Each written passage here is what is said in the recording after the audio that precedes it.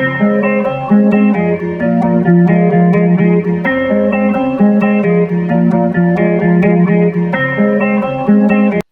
right, everyone. Welcome into another episode of Around the Octagon. We have a full table today, joined by Luke. Welcome back, Luke. Thank you for making your return. You were missed. Of course. Ryan. Thanks for having me back. Ryan is here and also joined by San. We have a little bit of a fun episode today. We have UFC London coming up this Saturday. We have a pretty fun card. And we're also going to go into a little segment and talk about some sleepers that we think can touch the belt by the end of 2025. Should be a good one. But to start us off, we're going to kick it off with some news. So it's been reported that Islam Makhachev has turned down the Ilia Topuria fight. Now, my question is, do you guys think this is a smart move from Makhachev, turning down this fight? I don't know, man. I think as a champion, it's kind of your job to get challenged, and you kind of just take whoever they throw at you. I'm not a big fan, and I never have been a big fan of champions turning down fights. I always think that, you're up there, you have to defend the belt. It's called defending the belt for a reason. Everybody's going to come at you when you're up there and on top with the belt and you're the king and really just mauling everyone. And I don't know. I would never say that Islam's scared of anyone. And I'm not going to take this in that direction at all. But I do think it's weird that he's making him take a fight to kind of skill check him or something like that. I don't really know what the mentality is there or the thoughts behind it, but no, I think he should have taken that fight. I think Ilia's been a very dominant champion, and I mean, he is definitely deserving of the fight straight up at this time. So I'm going to tell you where the mindset does come into play here. And I think a lot of it has to do with the fact that Islam Makhachev wants that welterweight strap and hasn't really been voted the opportunity to do so, while he's given featherweights multiple opportunities, Volk multiple opportunities to come up and take it from him. I think he should fight Ilia. I think it's the biggest fight to make, but I kind of understand why he's like, you know what? I want to see you fight someone else first, and in the meantime, I'll go ahead and get another easy title defense. Make that, what's that going to be? 4 defenses? Two versus Volk, Poirier. This would be his 5th defense. Then you have Moicano. It would be 5 title defenses. So let me get that 5th one.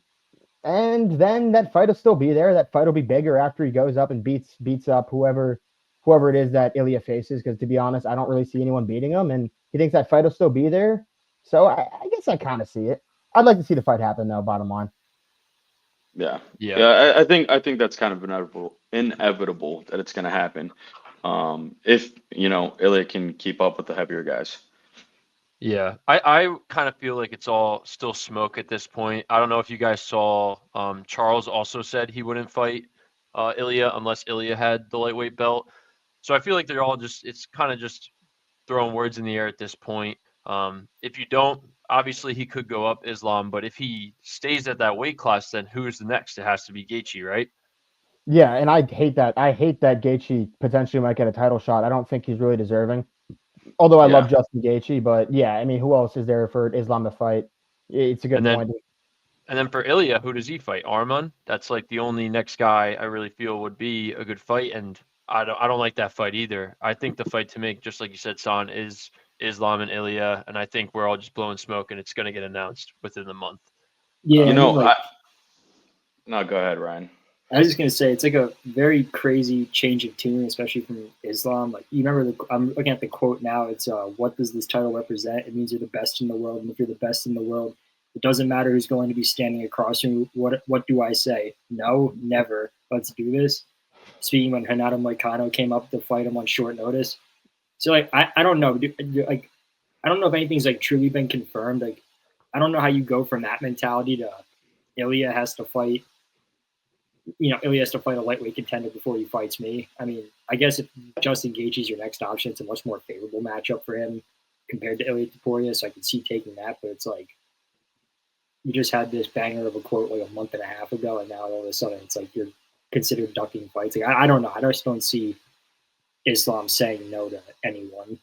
Yeah, and I kind of do think that the argument of, he has to come up and fight someone, and I don't want to give another featherweight the shot, it kind of loses its validity a little bit since Ilia is vacating that title. So I don't I don't know. I think they'll make that fight happen, and I want to see that fight happen. I think all the fans want to see that fight happen. That might be the biggest fight since Conor Habib, to be quite honest with you. I can't think Yeah. of one that's bigger.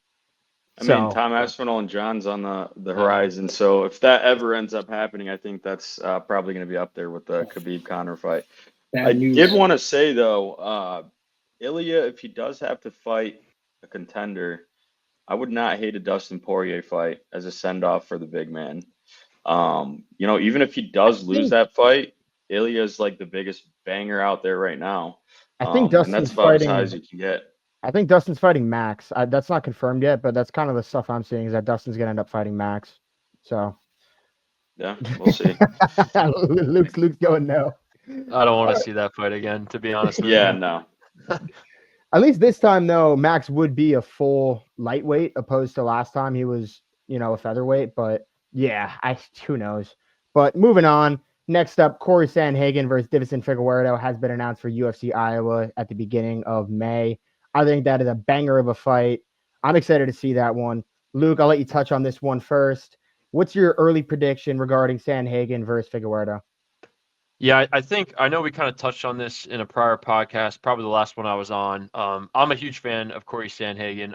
You look at the rankings, other than the guys he's already lost to, I really do think he beats everyone in those rankings. Figueiredo, Song Yadong, I think he beats all those guys again or for the first time. I don't see him losing that fight. I think he has all the elements of a fully rounded fighter to handle that fight. And I think it puts him right in line to be next up. I know Peter Yan and Umar are above him, but if Merab I know we'll get into it, but if Merab gets it done in his next title defense, that's the next one to make. Yeah, I agree. I honestly think it could be the next one to make, regardless of who the winner is of that Merab versus Sugar fight, because it's new blood for either of them. And I know the fans have been dying for that Sugar versus Cory Sandhagen fight. A lot of people want to see that fight happen after Sugar got the belt taken from Merab. So I can see Sandhagen getting the title shot, regardless of which person wins that fight between Merab and Sugar. And I could see Cory having a good shot winning either of those matchups, just given how well-rounded he is, but we'll touch on that a little bit later. But, yeah, I also have Cory getting the job done there. I think he's just so well-rounded, and I don't see where Figgy really beats him. I'm going to have to side with my guy Figgy here. Brazilian, man. Shocker. Yeah, no, but honestly, I do love Cory Sandhagen, and when we do touch on him, he is one of my, I do think very highly of him. I don't think this is a knock on him at all, but Figgy's great on the ground, and where we really did see the falter and kind of the chink in his armor wasn't that Aljamain Sterling fight. He got rear naked choked in the first round. Obviously, that's when Aljo was on an absolute tear. Some people called him the best champion of all time, but in that division. But I don't know. I think Figgy's really good he's got really good jiu-jitsu. Obviously, he likes to strike a lot. But I think that's something that he's open to. And I don't know. I think them head to head, especially after a really long fight with Umar, even though, he fought a hell of a fight.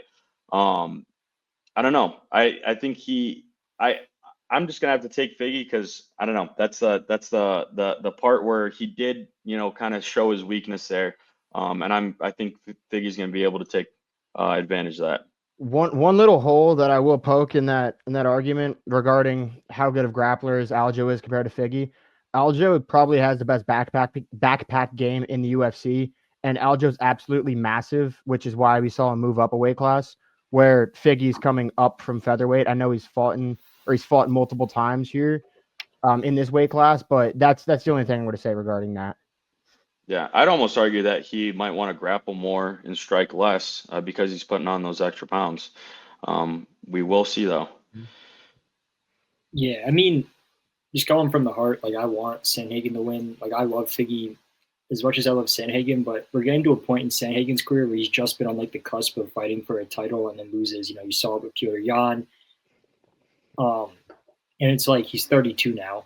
I don't want him to fight for the belt when he's 34. Again, he loses this fight, has to fight 2 more times to reach for a title. I want to see Sandhagen at least compete for a title while he's still in his prime. So I have to go Sandhagen with this off of that. Like in my heart, like I need him to win. Yeah, and then the last piece of news we have here is Sugar versus Merab 2 is now being rumored for UFC 316 at the Prudential Center. Initially, that was Pantoja, Kaikara, France. I don't know if this is also smoke or rumors just flying around, but it seems like Sugar is getting that matchup with Merab regardless if it's 316 or not. So I want to touch on that one a little bit. Ryan, I'll let you start here.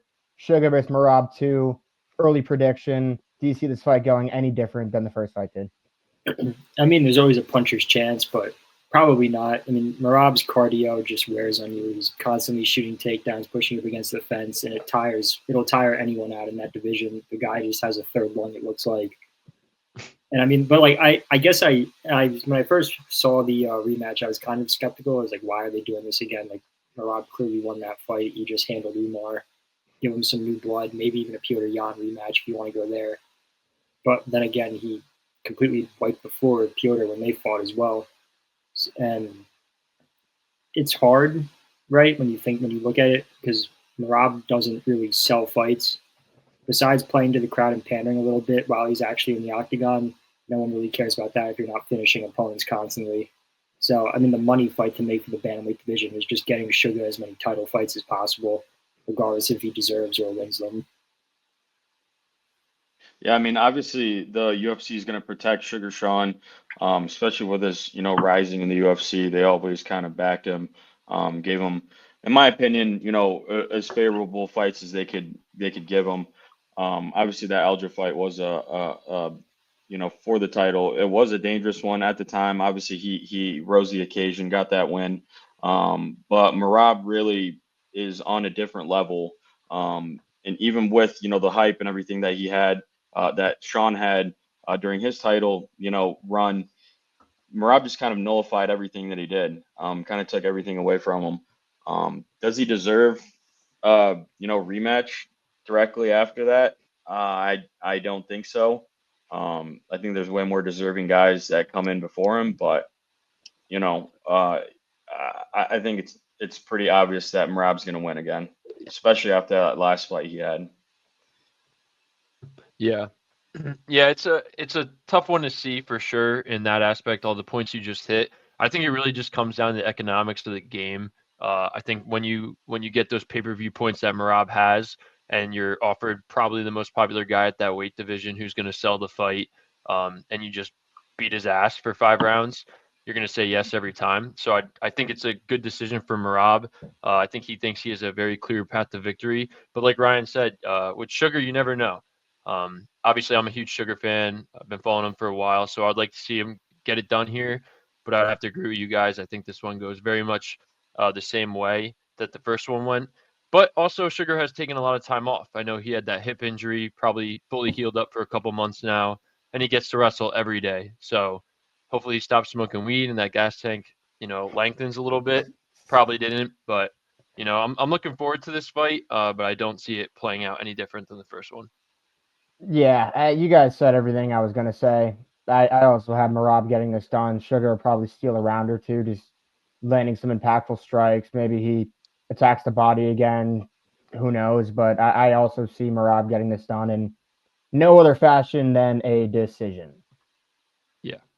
But let's move on to this UFC London card. We're just going to touch on the main card here. And to open up the main card here, we have Jordan Vucenic at -400 versus Chris Duncan at +300.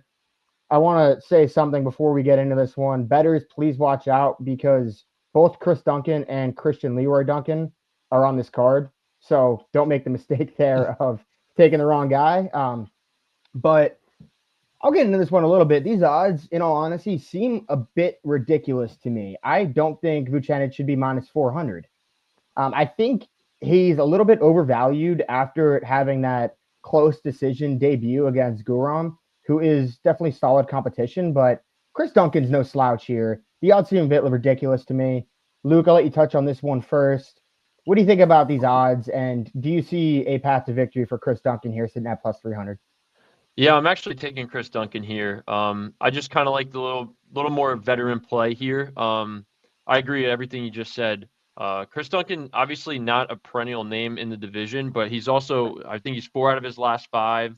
And his only loss was to Manuel Torres, who's, just like you said, on the other side, a pretty formidable opponent to take an L to. So I'm riding with the veteran play at the plus money here with Chris Duncan.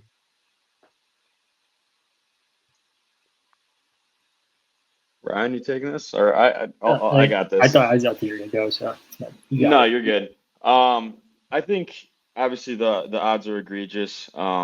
Especially coming off a loss on Jordan's last fight.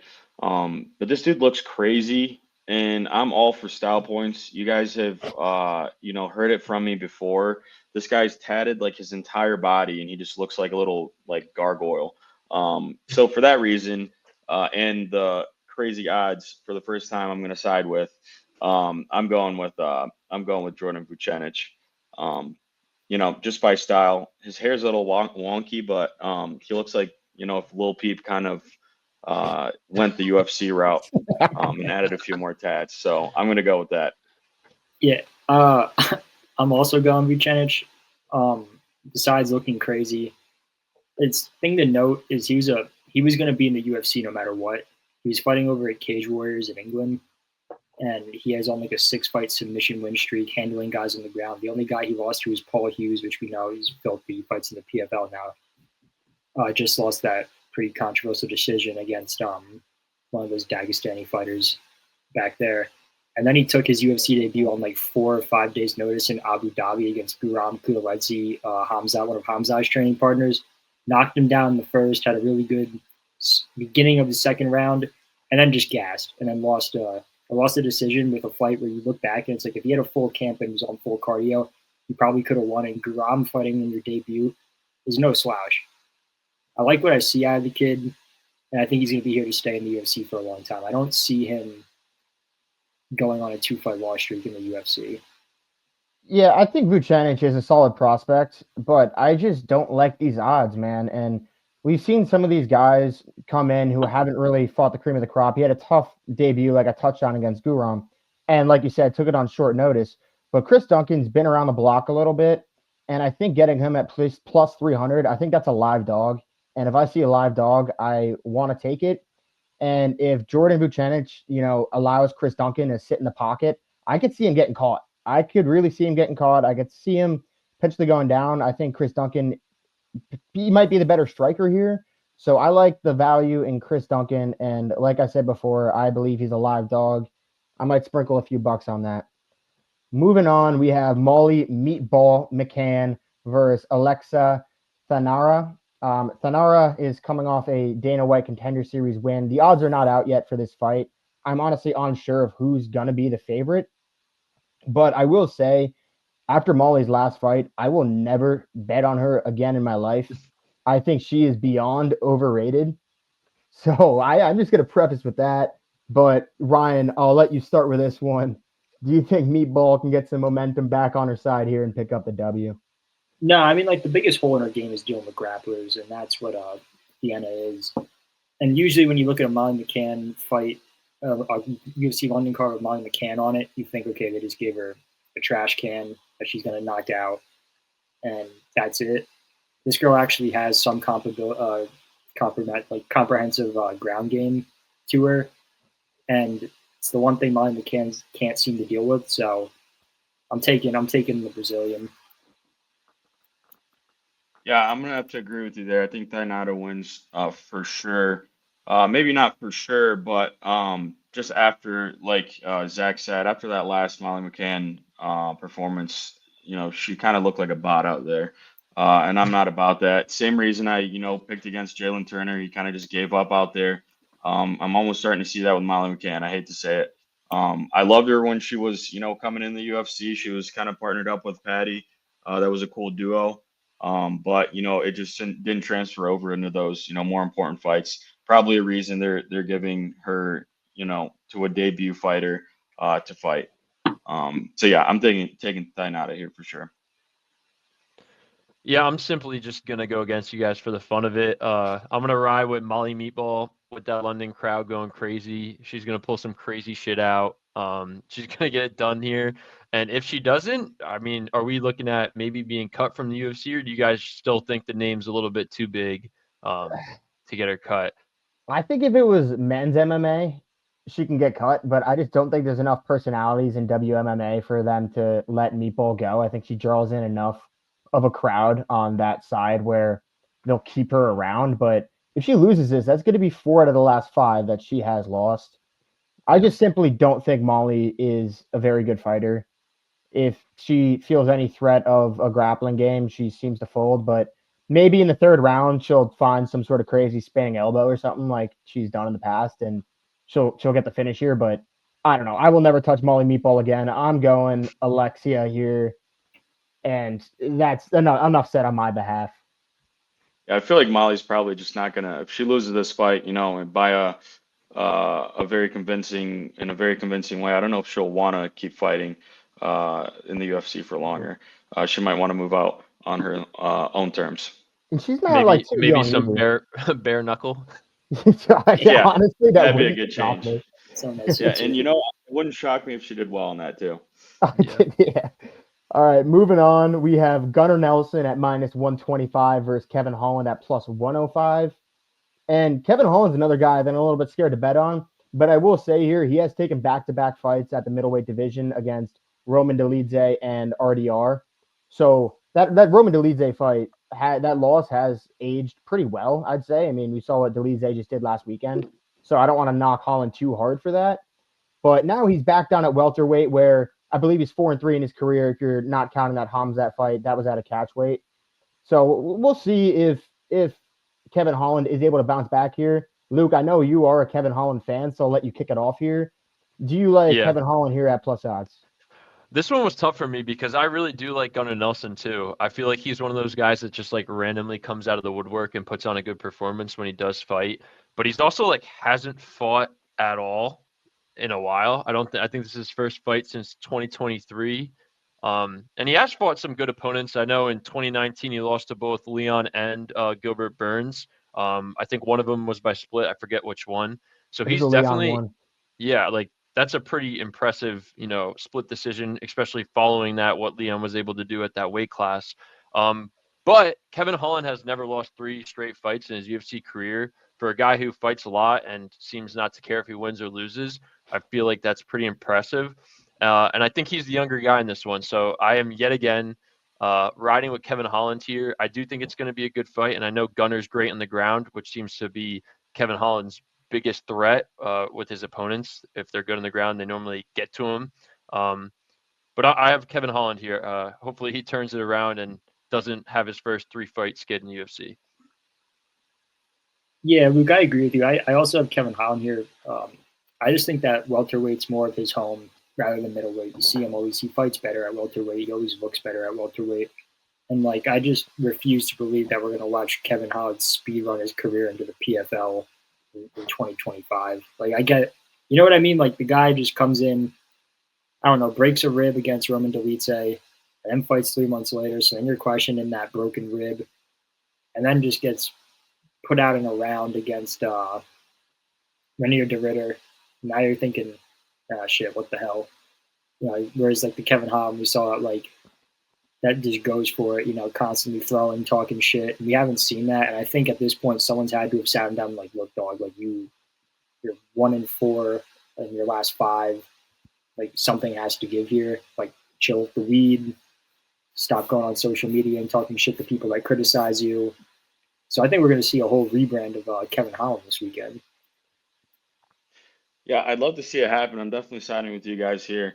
I think for me, it's more just the UFC needs to keep Kevin Holland hot, especially if he's going to keep playing that role as a gatekeeper, especially among those 2 kind of weight classes he floats around, or just that weight in general. He can kind of move up so well, move up and down so well.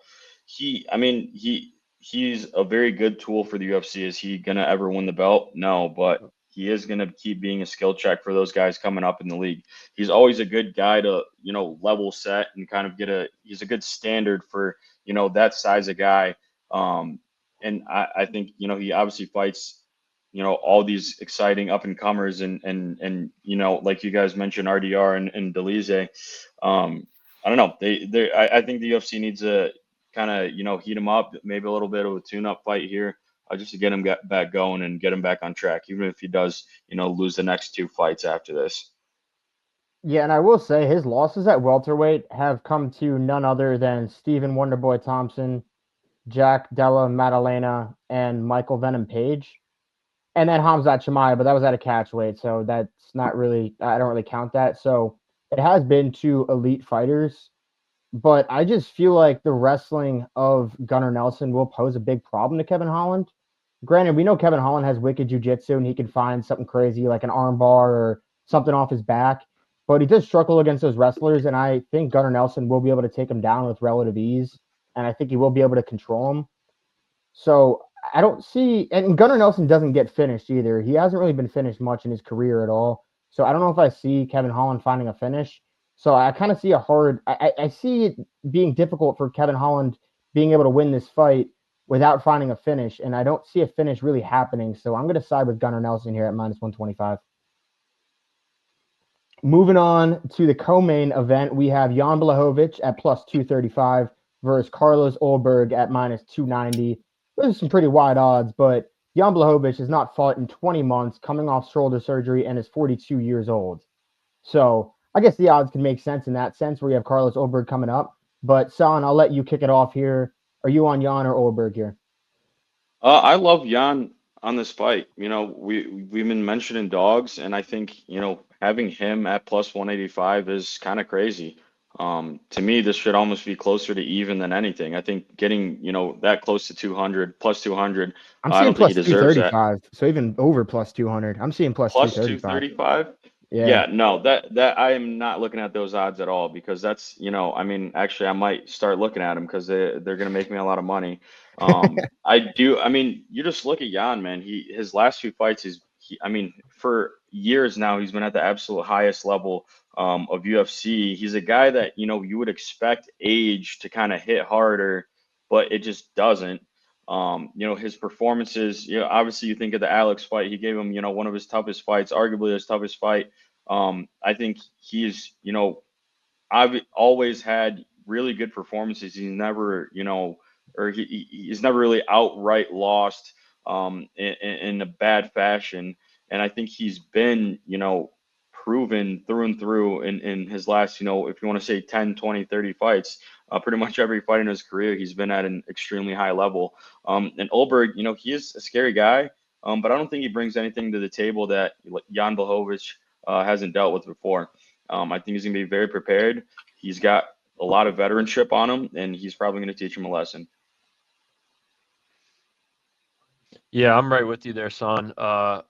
I just think the competition is really the biggest thing. I know Jan's old, but he's had a lot of time off. And like you said, what does Ulberg bring to the table that Alex Pereira didn't?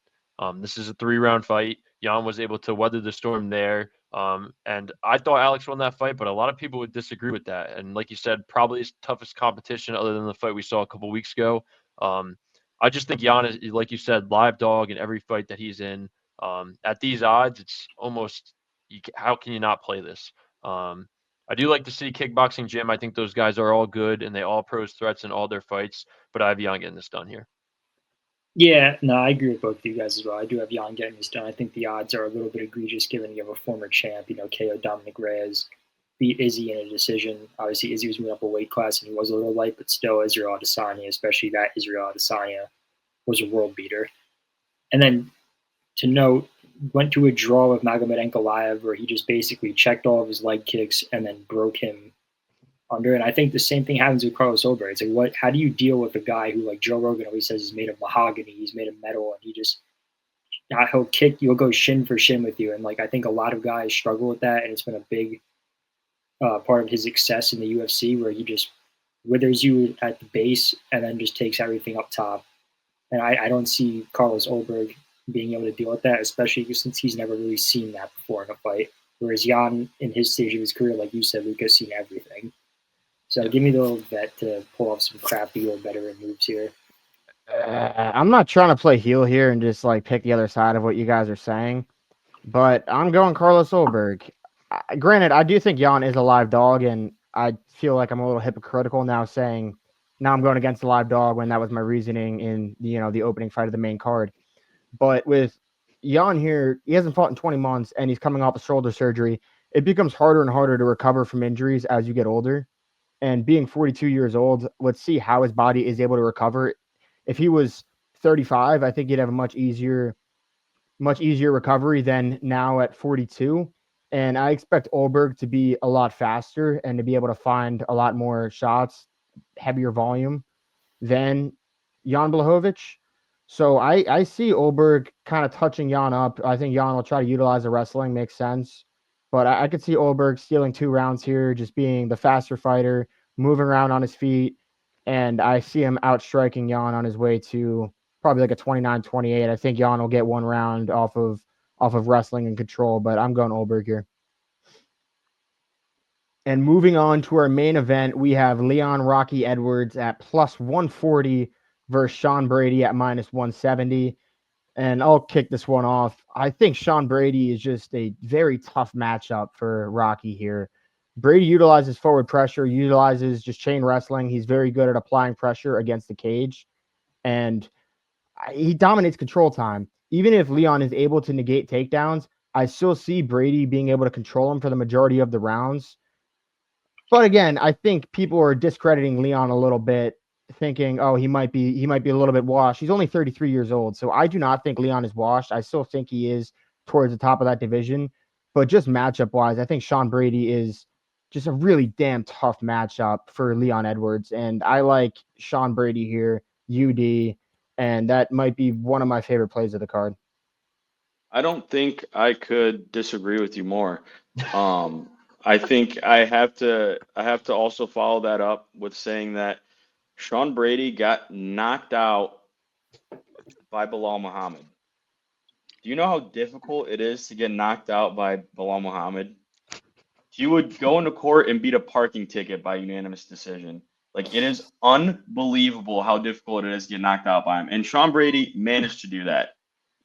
So you're telling me you're going to put him against Leon Edwards, one of the best strikers in that division, and expect him probably not to get his ass beat? I think Yes, you're I crazy. am. Yes, I think you're I crazy. am. I'm going to take Yes, Leon I am. Edwards all night at plus money, probably do a Jan and Leon parlay here just for the rhyme's sake. And I'm going to have to, I guess I'm going to have to see you at the cash counter on Sunday. Yeah. All right.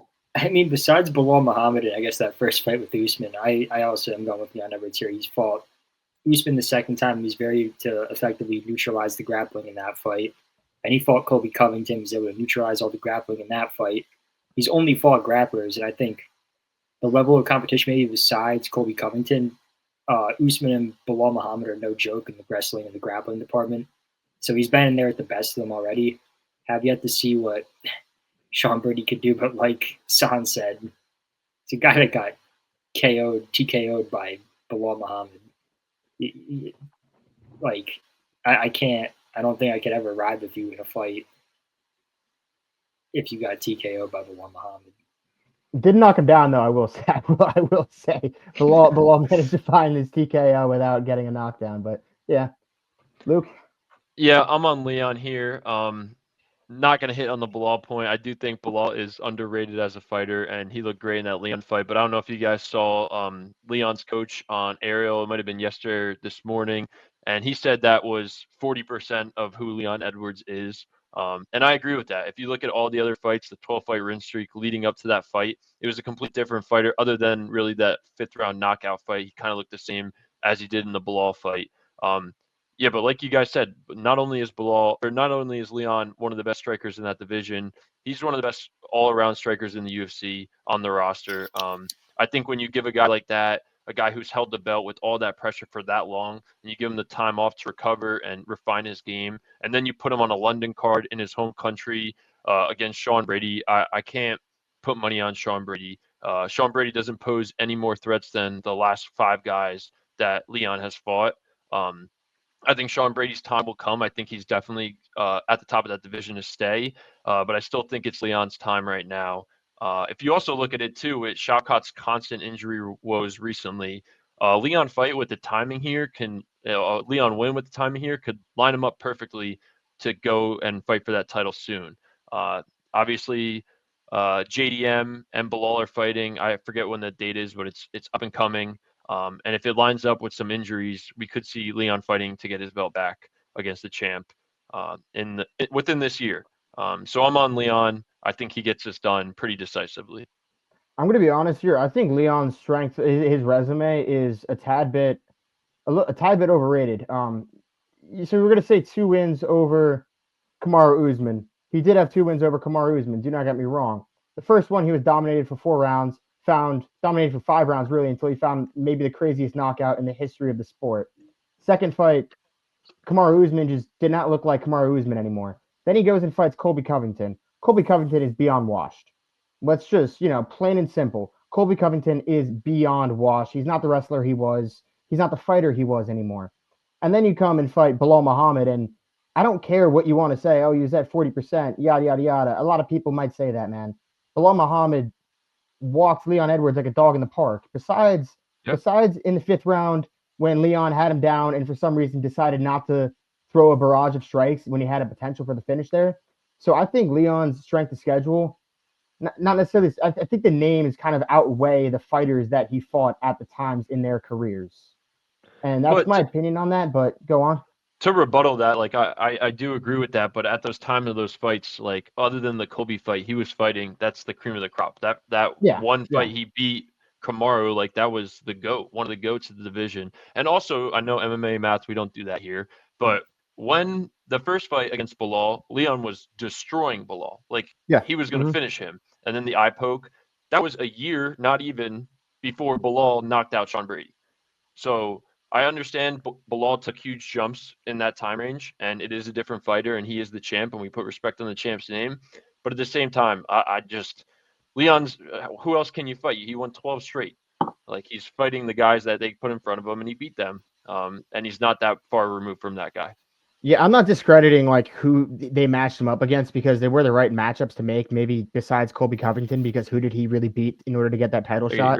He beat Jorge Masvidal, who is, I never thought Jorge Masvidal was anywhere near championship caliber. I don't know who really did, but Leon Edwards in that second Kamaru Usman fight, Kamaru looked almost trigger shy after getting, put out completely cold, and it just did not look like Kamaru Usman. Granted, then you could say Kamaru Usman went on and put up a pretty decent fight against Khamzat Chimaev on short notice. So maybe it was Kamaru Usman, and I don't know. It just seemed like when he saw Leon Edwards, like he saw a ghost in the room and was a little tentative to go and dance in the octagon with him after what happened in that previous fight and how that ended. But I don't know. I'm going Sean Brady here. Call me crazy. Yeah, I guess I just like to pick against you guys, but I think Sean Brady's pressure will be a problem for Leon. But Leon maybe he'll find the finish here. Who knows? Maybe he'll prove me wrong. But I'm going Brady. Moving on, we have a little bit of a fun segment for you guys. We're going to touch on what fighters we think are the biggest sleepers to touch the belt by the end of 2025. We'll start with the flyweight division here. Not necessarily go to division by division. I know we all have our own picks here. I have a flyweight myself. In my flyweight, I feel like you guys might potentially have too. Manel Kape. If you're looking at that division, Manel Kape is due up next for the title shot. And outside of him, I don't see anyone else really being able to pose a threat. Outside of Kai Kara France, Kai Kara France is getting that next shot against Pantoja, where I think Pantoja does win. But we're not going to see anyone else in that division really get a shot at that title probably by the end of the year besides Manel Kape. And I think his wrestling has improved tremendously. He has tons of momentum. He's due up next for it. I want to hear your guys' thoughts on Manel Kape potentially touching the belt before the end of the year. No, that's exactly what I have. That's exactly the name I have in my notes. He's been so impressive. I know, in his very first fights, he was a very exciting guy coming in the UFC, and then he kind of slowed down almost, maybe plateaued a little bit, maybe just in my eyes. And then he really has been picking up the pace recently. And I think he's in a perfect position to take that belt this year. Yeah, I think I agree. I had him in my list as well. And I mean, regardless, we have to see the outcome of the Pantoja Kai Kara France fight. I mean, I think he's more than well enough. He's more than well enough, equipped to beat either guy. In my opinion, I think he has the skill set. He has the mindset to do it. then again, once you get into the octagon, it's a whole different thing. I guess the only thing that worries me is his last fight against Azu Amabayev. There was that little double eye poke controversy. So, like his last win does come with an asterisk. I don't know how well that'll hold up in terms of him getting a title shot, whether that's an argument people will make or not, but I can see it, if you know what I mean. Yeah. But other than that, there really isn't too many exciting prospects in the flyweight division that haven't already faced Pantoja. So, we just need some fresh blood in there at this point. Kai Kara-France would be one of them. They haven't fought since, I think, Tough, which was years ago. So I'm fine with that. And then Manel Cape just brings more excitement to that division, and it needs it. So definitely a sleeper in there. Yeah, I think Cape's definitely a sleeper. I do agree that he gets in this next title fight at the flyweight division. But personally, I just can't bet against Pantoja. I feel like that guy is at the top of the game as also one of the most underrated champions in the history of the UFC. Until he shows me something, which I really haven't seen, that there's a clear path to beating him, I'm going to keep on betting Pantoja. Yeah, 100%. I think realistically, I don't think anybody thinks Pantoja is losing that belt anytime soon. But yeah. Yeah, I agree. I don't see Pantoja losing, but if we're going sleeper in that division, I think it has to be Manel Cape. I don't think there's really anyone else you could really say. But we'll move it up to bantamweight. Anyone here have any bantamweights that they believe can touch the strap before the end of the year that is unexpected? Yeah, I hate to say it, because I love Merab. I do think Petr Yan has a good chance. I mean, he's had some really good performances recently. If he can get to that peak shape, we saw him kind of take a really deep, dive in his career after, losing that belt to Aljo on that not fake knee, but illegal knee. Things got kind of rocky for him. I don't know if it was, he was having some issues outside of the cage, kind of dealing with that loss. But from what I've been seeing, I think he's back. I think he's got a good chance of, getting that belt. Good chance, I say, liberally, because I don't think realistically Merab is going to be challenged by many people in that division for a very long time.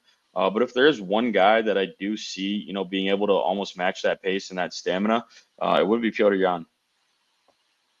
Yeah, I'm going to go a different route here, and my bantamweight sleeper is Cory Sandhagen. Well, let me say this. The UFC does not seem to have a problem with giving guys title shots who have lost their previous fight after picking up one win. We've seen it happen before, and we're about to see it happen again with Justin Gaethje. He has this fight booked with Figgy for early May, which I expect him to win. And to be honest, he's the only real option in this weight class to provide new blood to the winner of Merab versus Sugar Sean. We've seen both Sugar and Merab beat Petr Yan. And the UFC fans have asked for that Cory versus Sugar fight for a while. And I do think Cory is a dangerous matchup for Merab Dvalishvili. We saw Cory's scrambling ability and his wrestling ability fare pretty damn well against Umar Nurmagomedov. He was able to get back on his feet repeatedly. He was able to Granby roll a lot of times, cause troubles, get back to his feet. And I think he can do the same with Merab. And the longer Merab is on his feet with Cory Sandhagen, the larger the chances is that Cory will be able to find his chin, because Merab's chin is able to be found. We've seen it found before. And with how many takedowns he shoots and how crafty of a striker Cory Sandhagen is, I could see him finding an uppercut, finding a knee, something when Merab goes and shoots one of his 25 takedowns. And I think Cory very well might be the most dangerous matchup in this division for Merab Dvalishvili. So my sleeper in this division is Cory Sandhagen. Yeah, Zach, that's who I was going to put. Obviously, kind of piggybacking off of the conversation we had to start the podcast. If he gets this next win, is he and will he get the next title shot? Is he in line and will he get the next title shot? I think so. I agree with everything you just said. I do think he poses threats to both those guys that are fighting for the belt. But the Petr Yan struck some interest in me as well, because just like you said, Son, he has been on a roll and he's looked great. The only thing that concerns me is, I don't know if you guys seen, he's doing like the Russian reality UFC show with Aljo. So I don't know what his status is in terms of camp. Obviously, a lot of time to go, but I think both these guys that we're talking about need one more win before fighting for that belt. And if Jan doesn't have anything lined up, which I don't think he does, I kind of find it hard to see him getting that shot before the end of the year. But a lot of time left. I think both those guys are great sleepers. You look at the rest of the top 15, no one really else strikes any interest in getting a shot here. Yeah, I had both these guys pretty much weight equally. I don't think you can go wrong with either one. Both just on the cusp of either fighting for the belt for the first time in the case of Cory Sandhagen or Jan getting one of those 2 rematches.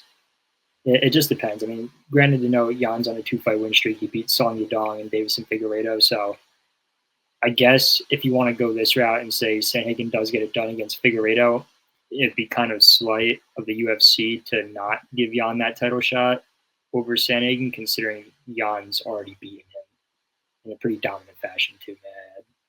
Yeah, the thing is, I don't know if the UFC has too much of a problem doing that. Like, Justin Poirier got that shot at lightweight when Gaethje got knocked out, but then it's like it's all weird, man. It's all relative. All comes down to timing. Yeah, it's a prime opportunity. When does the time roll around? And if Cory picks up this win, I think he is prime to get that shot. But I want to ask the question: who do we think has a better shot to beat Merab Dvalishvili? Is it Cory Sandhagen or is it Petr Yan? I think honestly, for me, like I said earlier, it's going to come down to the stamina, just like every single Merab fight does. They call him the machine. Obviously, you see him fight; he is a machine. He just doesn't stop churning. That dude never gets tired. Petr Yan, is also known for having really good stamina. And he can put paws on pretty much anybody, as long as he's not taking an illegal knee to the face. So, I mean, for me, I think even better would be, a fight between, I would love to see a fight between Petr Yan and Sandhagen. But, I do think Petr has that edge. Obviously Cory's a very, very skilled MMA fighter, but I don't know. Petr Yan, when he's on, he's on. And he either looks like, one of the worst fighters on the planet or one of the best fighters on the planet out there when he goes on the octagon. My thing with Petr Yan is I think he's too orthodox to really have a chance to beat Merab. He's going to come in with his boxing. He does have knees and whatnot, but Cory just is a very slick striker. And I think that is what could catch the chin of Merab Dvalishvili, where with Petr Yan, we saw how that fight played out. I mean, Merab walked him in the park. It wasn't a competitive fight. It really just wasn't. So I think Cory's unorthodox striking and his ability to scramble and get to his feet, I think Cory has a better shot to beat him. But yeah, I mean, I guess we'll see if Cory gets that matchup. Yeah, I mean, the way Cory, kind of took that Umar fight and did in that fight makes me pretty hopeful that he has a really good shot against Merab. But yeah, kind of got to stick with my guy here. And we have seen Cory find the knockout with the knee before, and given how often Merab shoots, Cory's going to be eyeing for that flying knee. He's going to be doing it. And when's he going to land? Is he going to land it over 25 minutes? I could see it happening. I really could. Yeah. But we'll move on now. Does anyone have any sleepers at the featherweight division? Yeah, I got one besides Movsar, which I think is the obvious. I was going to go just because I know the UFC hates Movsar's fighting style. Patricio Pitbull is fighting number 5, Yair Rodriguez. Ooh. And how the UFC fought, and they dusted it with Kai Asakura, former Rising champ. I think the UFC loves just showing off that they're the best promotion in the world and they have the best fighters. So I think if Patricio Pitbull is able to get a win, depending on how he does it, obviously, if he's able to handle Yair Rodriguez, I could see them immediately throwing him against the winner of Diego Lopez and Volkanovski and just shooting down Movsar for his title shot. I know they hate guys. You have to really earn it, and Movsar has, in my opinion, obviously. But when you go 18 fights in a row or 19 fights in a row, whatever he's at, all by decision, Dana White hates that. The matchmakers hate it. The fans really fucking hate it. And I could see them snubbing Movsar for a title shot if Patricio Pitbull is able to win in decently spectacular fashion or dominant fashion when him and Yair get into the octagon. Luke, it seemed like you wanted to touch on that one too. I don't know if you had Pitbull on your list there, but let's hear your take on that one. Yeah, so I had 2 guys. Pitbull being the sleeper. I think Ryan really hit on everything.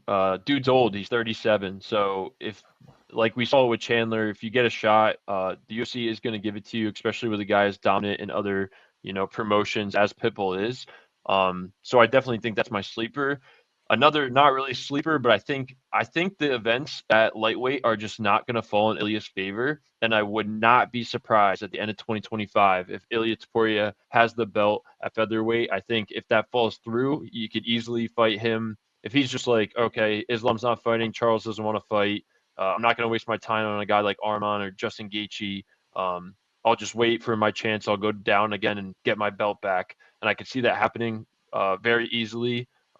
Crazier things have happened. So I think not really a sleeper, but bold prediction, I guess. Ilia Topuria at the end of 2025 will have the featherweight belt wrapped around his waist. I like that. I like that. And I Yeah, I could don't. see that happening too. Yeah, definitely could see him coming back, especially if those, he's starting to have trouble with those heavier guys. But as long as he stays up there, and I guess we will see how Pitbull does. Um, it's not much of a sleeper, but I think Diego Lopez can hold the belt and very confidently at this weight class. Obviously, we saw, his debut with Evlev, how he did in that fight on 10 days notice. Obviously, how he's handled pretty much everybody since then. Brian Ortega, that Dan Ige fight on very late notice on a super weird weight situation. I don't know. I'm a huge fan of him. I'll always be a huge fan of Diego Lopez. I'll always be cheering for him. I think this year, and especially after Ilia leaves, he was obviously the biggest threat in that weight division. I think this is the perfect opportunity for him to take over and dominate. And that's as long as Ilia stays up at that higher weight class. I think Diego's got a great shot of standing defending for quite a few fights. Yeah. All right. Time to move on. To be honest, I had Pitbull, and that was about it. You guys touched on all the points that I even really could have made, just given that I think he could be the next guy to get that title shot if he is able to pick up a win over Yair. But yeah, that's about it for there. Lightweight's a tough one. Lightweight's a tough one because, Yeah. I mean, realistically, who do you think it's going to be?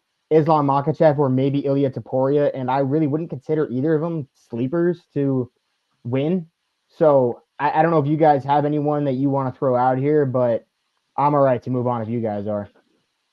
Yeah, Yeah, no. Obviously, you have Topuria, you have Saruki, and obviously those are the two, exciting guys. I don't think there's many, exciting points to touch on here, unless you got something, Luke. I know you're going to talk.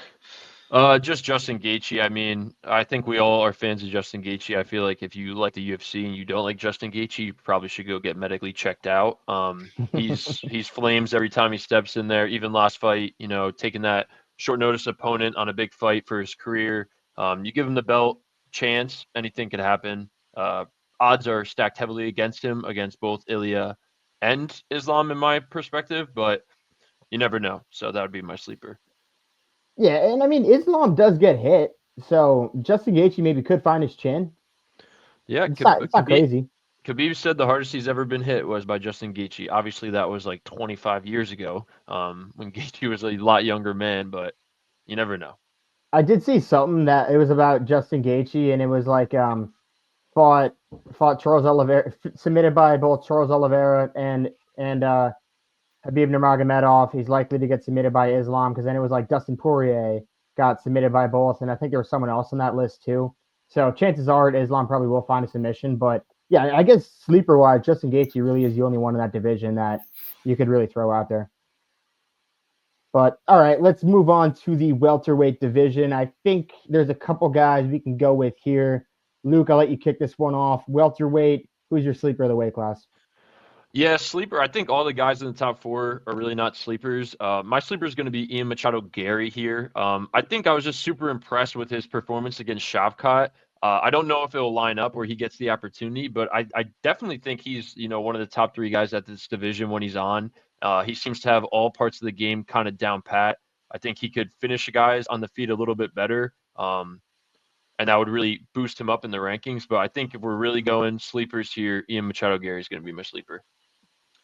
I'm gonna go a different direction. I absolutely love Joaquin Buckley at this weight class. He's been an absolute banger. I don't think there's a more exciting, at least in my opinion, a more exciting fighter in that weight class right now. Obviously Bilal has a very, very good chance of keeping that belt, especially the way he fights, the way he controls the mat when he's out there. But Hakeem Buckley is just impresses me more and more every single time he gets out there. And this dude like keeps reaching new limits and setting new highs every single time he gets out on the octagon.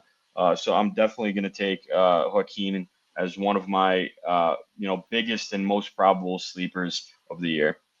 Yeah, so that's who I had as well. I have Hakeem Buckley. I mean, the guy's on a 6-fight win streak at welterweight. He fought 4 times last year. 4 of those wins came by KO. Just beat Colby Covington to get to that number 6 spot. I think the biggest thing that plays in his favor is how active he is. Like I said, he fought 4 times last year. So, he's able to get another one done if he fights up the rankings. I want to look at them now. Say he's able to get that Kamaru Usman fight, and he beats Kamaru Usman at 3.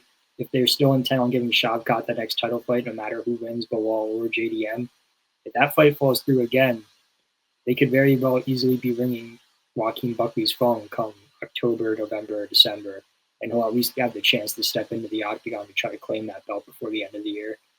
Yeah, and I know Joaquin Buckley was also talked about to step in and get this title shot after Shavkat stepped out.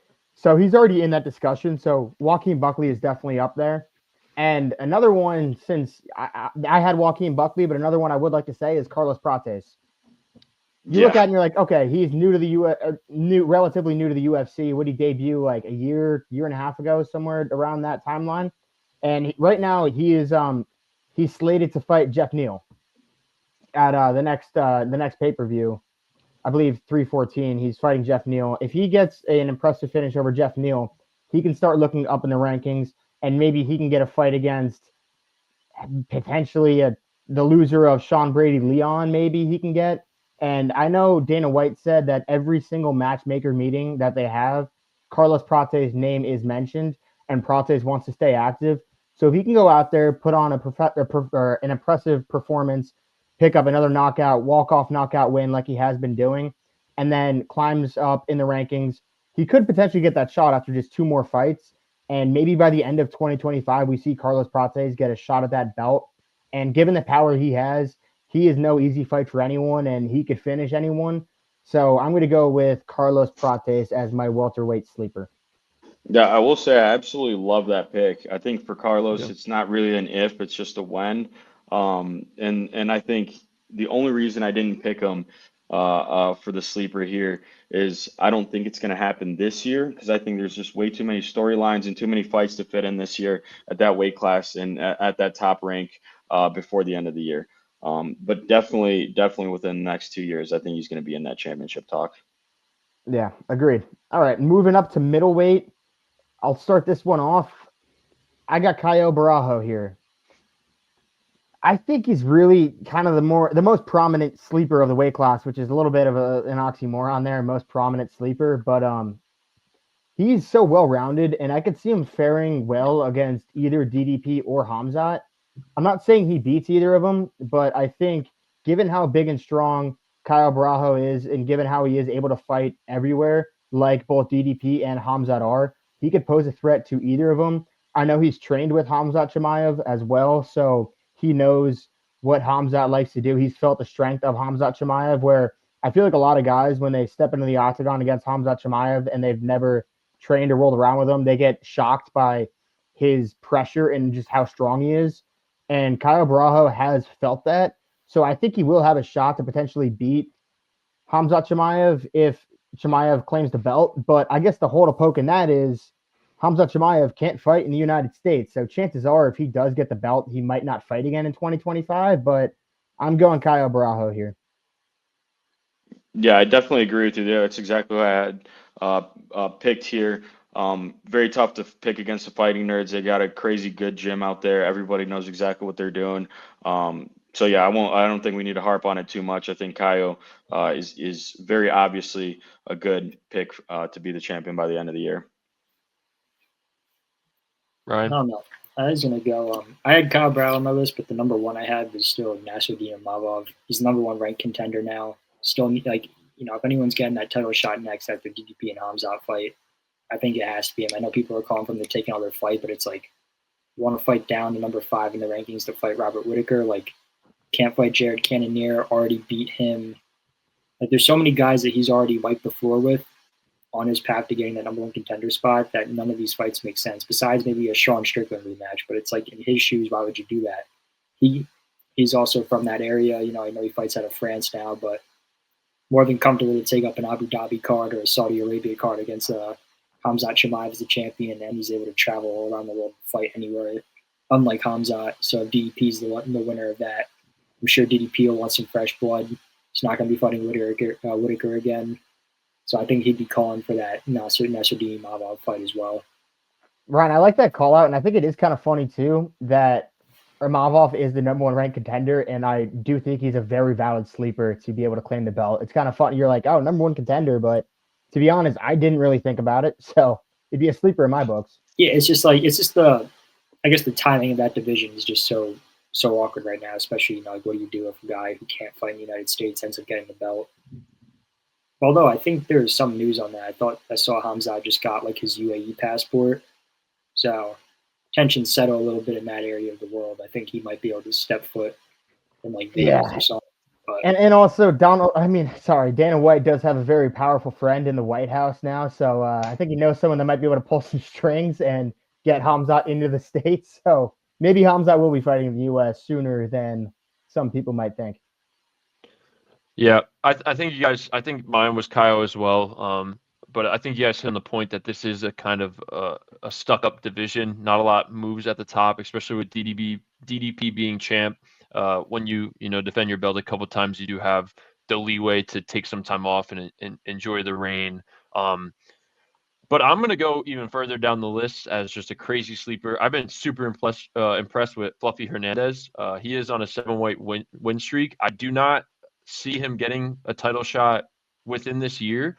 Things would really have to play out, but he did have potentially 4 fights lined up in 2024, had a couple canceled bouts, only fought twice, but he's got a very early fight in 2025. So I do think it's not a crazy thing to say that he will fight twice more in 2025, and maybe the early part in 2026, if he keeps this going, we'll be able to fight for the belt. I just think he's been super impressive. I mean, his ground game is, I don't know if it's Khamzat level or DDP level, but it's pretty elite.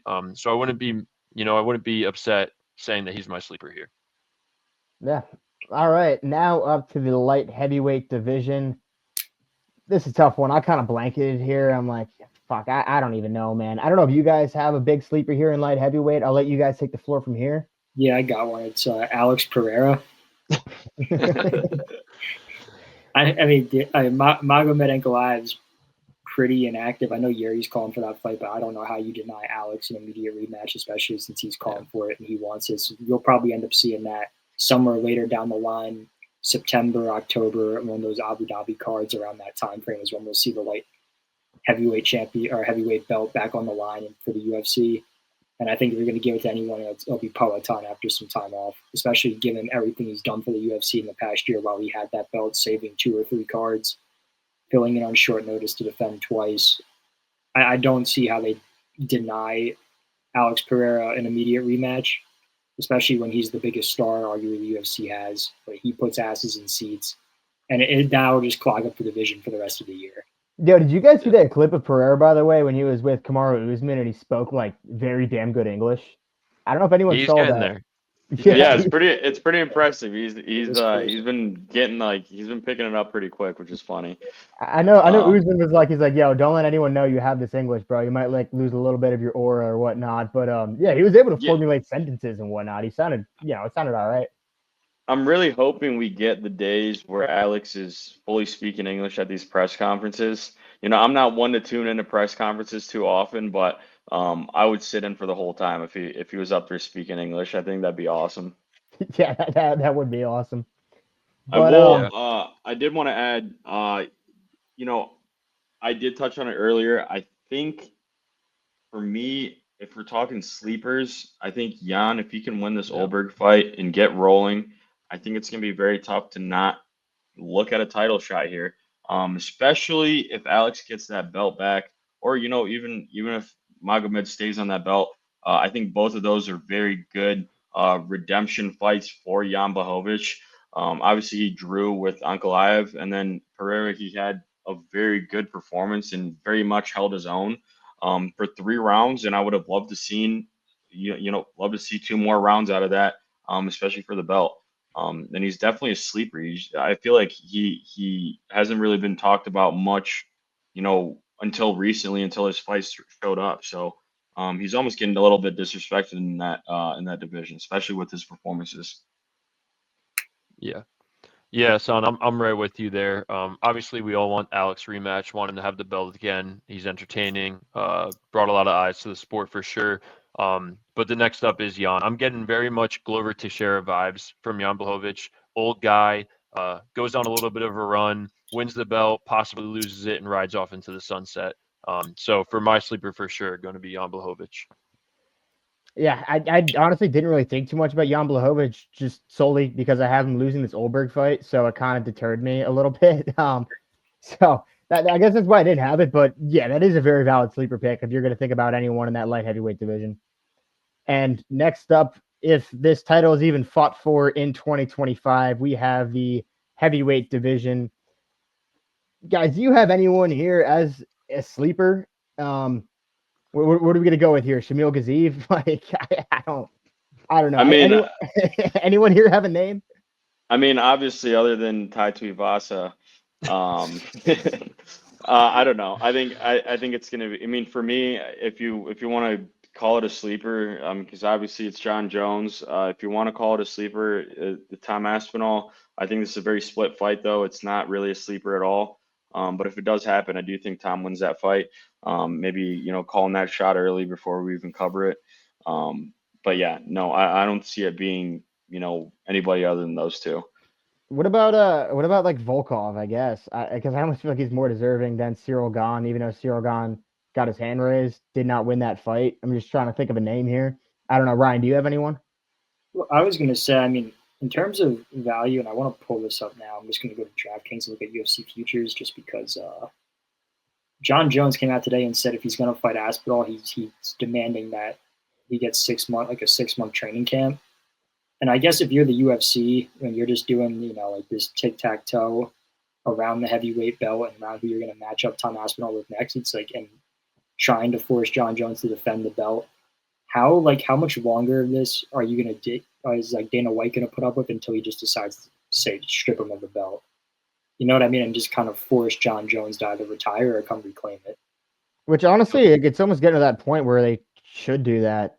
I hate saying it. I feel like John Jones, given what he's done for the UFC and given what he's done in his career, you almost want to give him as much leeway as possible. But how much leeway is too much leeway? Because it seems like he's already gotten almost too much with this whole Aspinall situation here.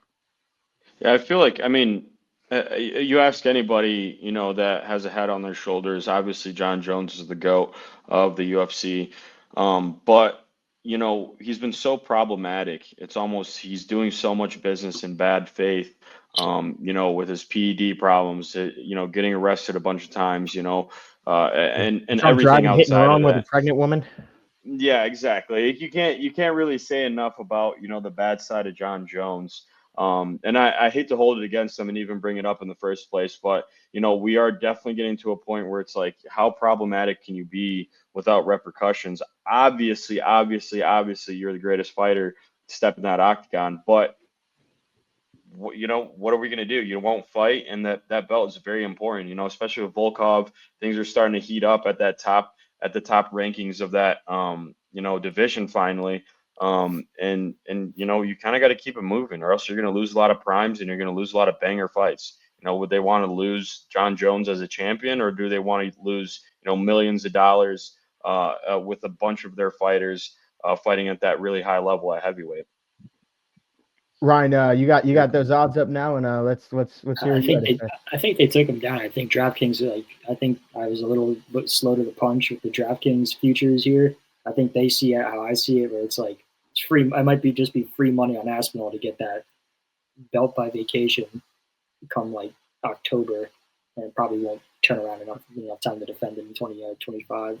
So if Aspinall does get the belt via John Jones vacating, who would get that title shot? I know really the only person at the top that he's not fought is Cyril Gane, and by technicality, Cyril Gane is coming off that win against Volkov, but would they give him the title shot given that he lost that Volkov fight? in I in still everyone's opinion. I still think they would, simply because, like you said, he hasn't fought Cyril Gane yet, and when Aspinall did play Volkov, it wasn't close. Yeah. I think the same way goes, especially how Cyril Gane looked against John Jones with like the grappling department. But you could argue this. Volkov looked the exact same against Tom Aspinall. Like, how often do you see a straight arm lock arm bar from someone laying on top and pulling out? You know what I mean? And especially Yeah. like, there's nothing that Volkov had an answer for when it came to Tom Aspinall when they fought.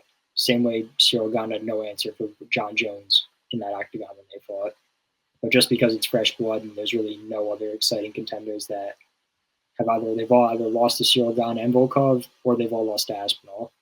So. Yeah, true. Luke, you have any takes on this weight class here? No, nothing to add. I think we really hit on everything. I agree with a lot of San's points. Like you can't hold up the division forever. I know Dana White loves his boy John Jones, but eventually we're gonna have to make a decision here. And I think we're all just kind of waiting for it at this point. We've been talking about this fight for at least a year. So we'll see, but eventually we're gonna have to move on. And it's a publicly traded company now. They're gonna start making money. The shareholders are gonna get mad. Me being one of them. Yeah, big TKO shareholder. Speaking of, what is your opinion on Dana White starting up that boxing league that's going to be with Turkey, that's going to be under that TKO umbrella? Sounds like money. It does sound like money.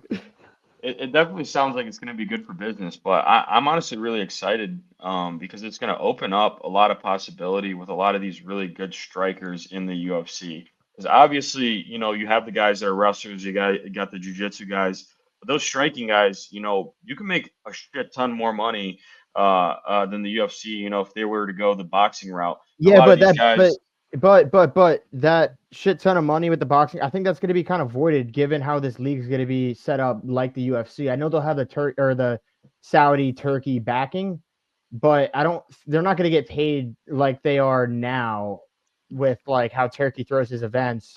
I don't think the money's going to be there. Like I don't see them going under this TKO banner and all of a sudden you have these boxers getting paid a fuck ton in this promotion that's set up like the UFC when the UFC fighters don't, like I don't know how they'll do that. Sure, but UFC still, I think we might be undermining, how big boxing is.